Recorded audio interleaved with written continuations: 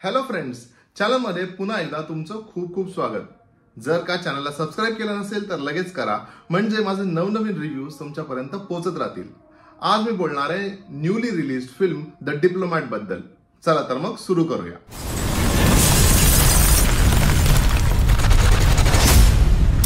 बोलूया या फिल्मच्या कथेबद्दल.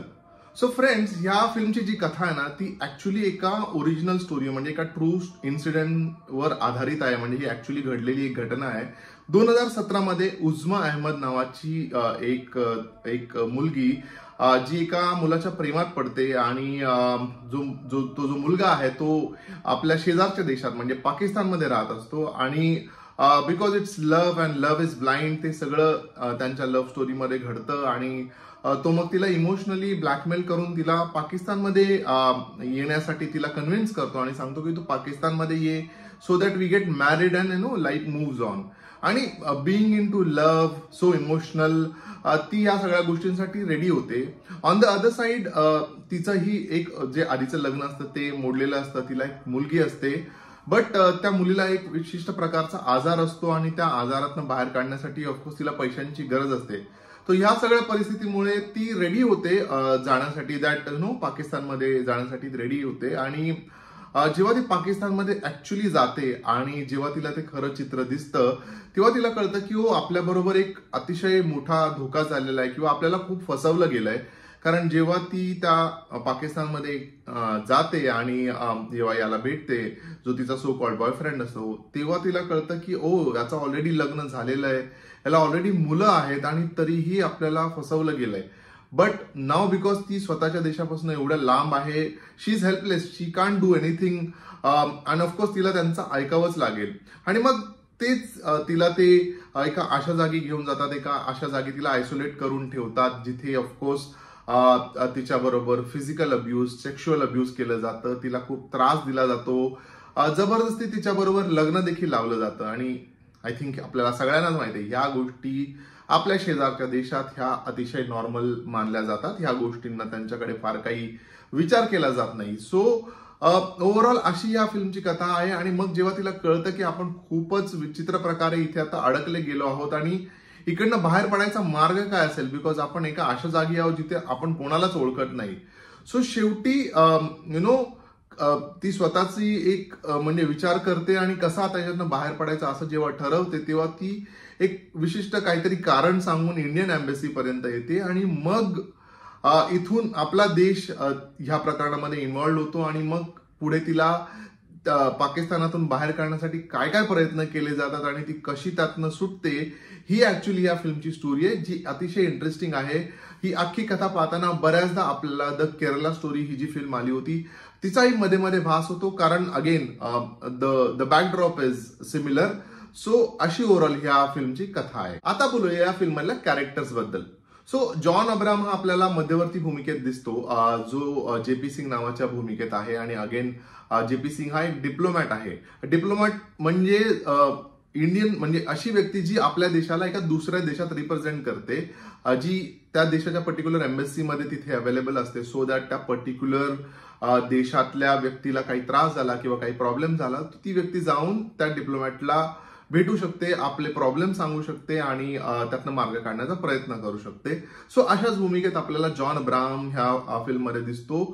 He is away from his family. त्याला एक मुलगा आहे, त्याची वाईफ आहे, पण जॉब असा आहे की कॉन्स्टंटली स्वतःच्या देशापासून दूर, स्वतःच्या फॅमिलीपासून दूर राहावं लागतं. But again there is no choice in that आणि तेही त्याने चांगलं पोर्ट्रे करण्याचा प्रयत्न केलाय.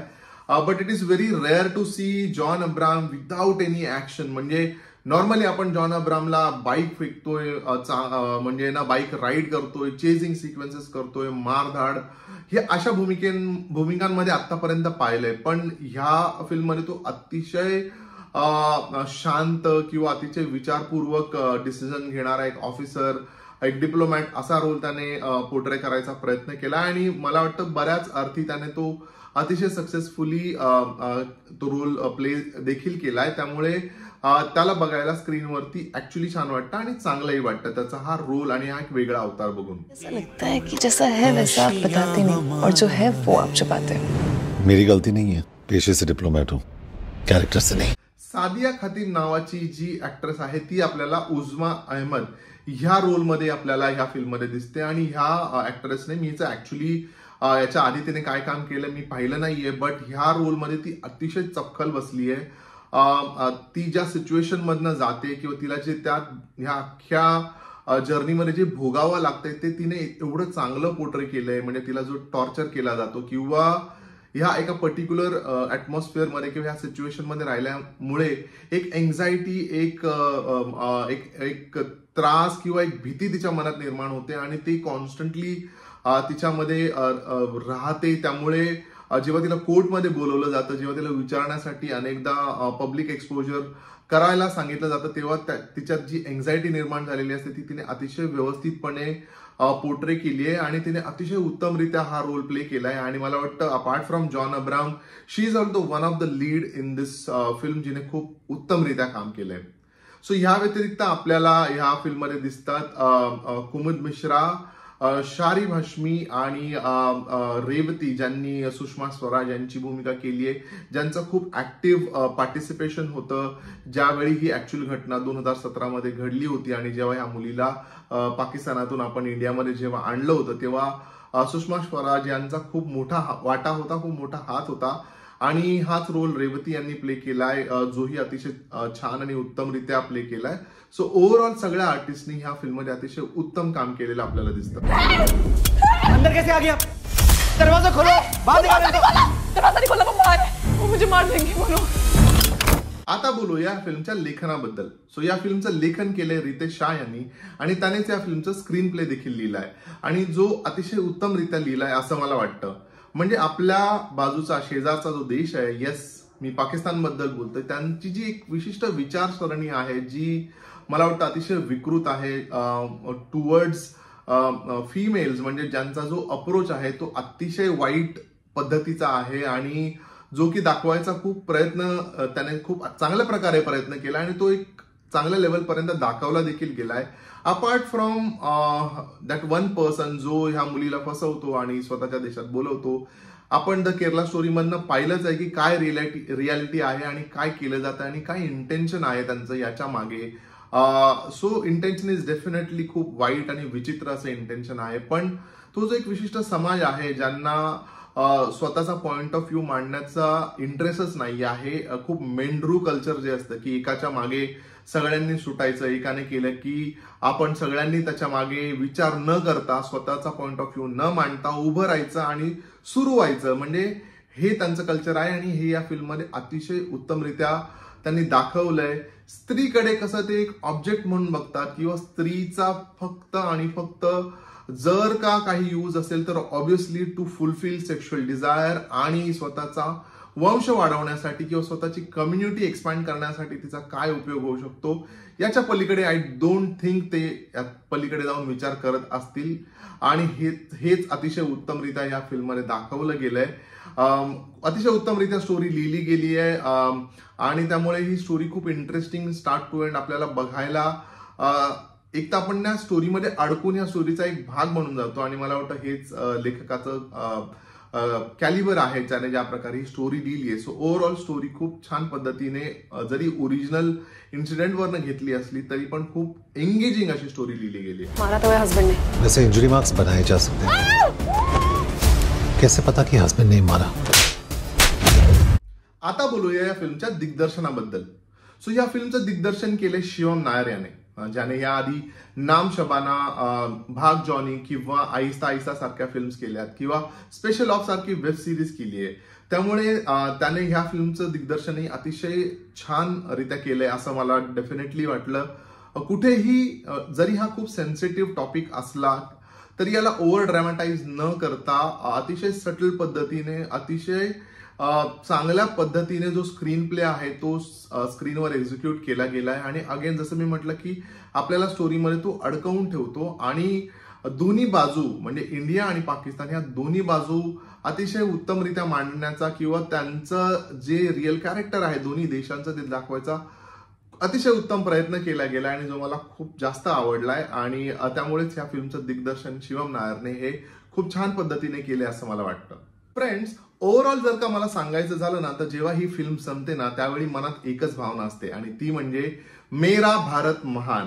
हो, खरं तर फ्रेंड्स, आपण डे इन डे आउट आपल्या देशाबद्दल अनेक तक्रारी करत असतो. अनेक गोष्टी असतात ज्या आपल्याला असं वाटतं की बऱ्या असायला पाहिजेत. आपण त्यांना कम्पेअर करतो इतर देशांबरोबर आणि ऑब्व्हियसली आपण त्याच्यामध्ये आपण काय नाहीये याच्याकडेच नेहमी फोकस करत असतो. पण जेव्हा एखादं असं अतिशय विचित्र आणि अतिशय भीतीदायक चित्र आपण पाहतो ना, तेव्हा आपल्याला डेफिनेटली आपल्या देशाबद्दल खूप अभिमान वाटतो आणि डेफिनेटली असं वाटतं की एका मुलीला एका अशा देशातनं एक्स्ट्रॅक्ट करायचं किंवा आपल्या देशात आणण्यासाठी काय काय त्यांना प्रयत्न करावे लागतात. पण येस, कुठेही कमी पडू न देता सगळ्या बाजूने प्रयत्न केला जातो आणि त्या मुलीला सुरक्षितपणे आपल्या देशात आणलं जातं. मला वाटतं याच्या पलीकडे काय सिक्युरिटी आपल्याला हवी आणि हे सगळ्यात महत्वाचं आणि अतिशय मोलाचं आहे. त्यामुळे फिल्म संपल्यानंतर आपल्या देशाबद्दल आपल्याला अतिशय गर्व, अतिशय स्वाभिमान वाटतो आणि म्हणूनच मला वाटतं ही फिल्म अतिशय इतर लोकांनी पाहायला हवी. मला माहित नाही या फिल्मचं जास्त प्रमोशन का नाही केलं गेलं. मला वाटतं हिला स्क्रीन्सही कमी मिळाल्यात किंवा जास्त ह्या फिल्मबद्दल बोललं देखील जात नाहीये. पण डेफिनेटली आय थिंक माझं छोटंसं कॉन्ट्रीब्युशन म्हणून मी तुम्हाला रिक्वेस्ट करेन की हा व्हिडिओ तुम्ही जास्तीत जास्त लोकांपर्यंत पोहोचवा, सो दॅट लोक एनकरेज होतील आणि जाऊन ही फिल्म थिएटरमध्ये बघतील. कारण ही फिल्म मला वाटतं प्रत्येक भारतीय नागरिकाने जरूर पाहायला हवी. कारण एक जो मेसेज आहे तो खूप चांगला मेसेज आहे आणि प्रत्येक ऍज अ सिटीजन आपण ती डेफिनेटली पाहायला हवी. मी या फिल्मला देतोय 3.5 स्टार. फ्रेंड्स, हा होता माझा म्हणजे रवीचा view on film the diplomat. तुम्ही जर का फिल्म पाहिली असेल तर तुमच्या प्रतिक्रिया मला कॉमेंट करून नक्की सांगा. माझे व्हिडिओज तुम्हाला आवडतात का हेही मला कॉमेंट करून नक्की सांगा, म्हणजे मलाही मोटिवेशन मिळेल जास्तीत जास्त व्हिडिओ करायचे. आणि हो, हा व्हिडिओ जर का आवडला असेल तर नक्की लाईक करा, जास्तीत जास्त लोकांबरोबर शेअर करा आणि हो, आपल्या चॅनलला सबस्क्राईब करा. आपण भेटूया लवकरच. तोपर्यंत स्टे ट्यून.